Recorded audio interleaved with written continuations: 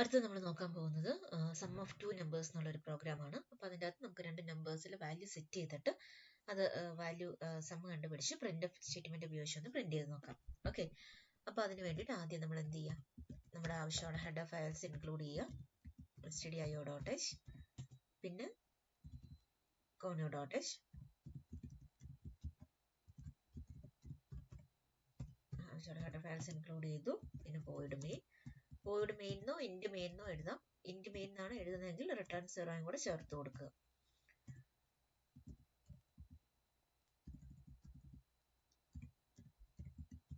CR statement കൊടുത്തു. അതൊക്കെ screen clear ചെയ്യാൻ വേണ്ടിയിട്ടാണ്.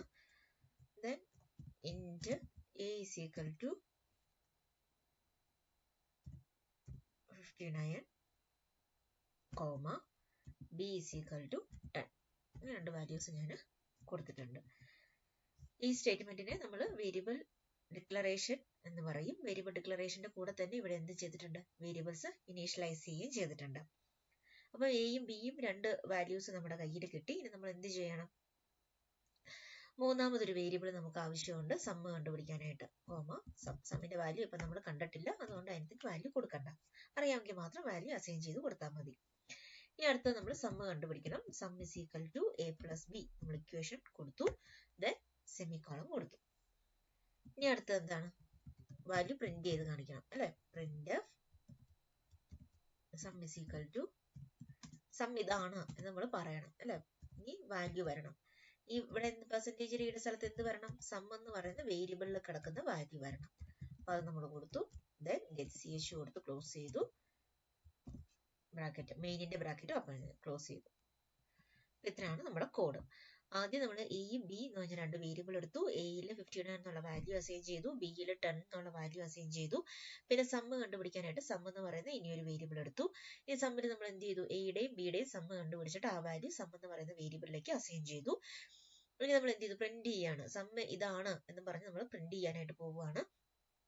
സം ഇസ് ഈക്വൽ ടു എന്ന് കാണണം എന്നാണ് ആഗ്രഹിക്കുന്നതെങ്കിൽ സം ഇസ് ഈക്വൽ ടു എന്ന് എഴുതി പെർസെന്റേജ് ഡി എഴുതി. ഈ പെർസെന്റേജ് ഡി ഇവിടെ കൊടുക്കാൻ കാരണം എന്താണ്, ഈ സം എന്നുള്ള വേരിയബിളിലെ വാല്യൂ വേണം ഇവിടെ വരാനായിട്ട്. അപ്പൊ അവിടെ പെർസെന്റേജ് ഡി കൊടുത്തു.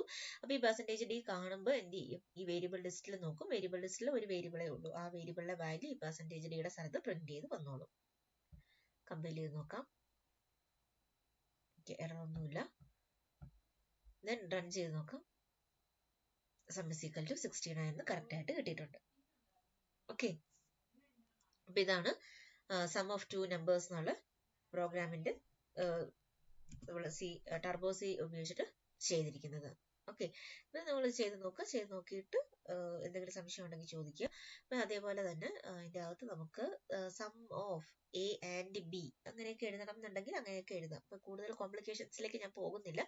ജസ്റ്റ് രണ്ട് വേരിയബിൾ എടുത്തു, അതിന്റെ സമ്മ് കണ്ടുപിടിച്ചു, സമ്മ് പ്രിന്റ് ചെയ്തു. അപ്പൊ നിങ്ങൾ നോക്കിയിട്ട് ചെയ്ത് നോക്കുക ഈ പ്രോഗ്രാം കേട്ടോ. Thank you.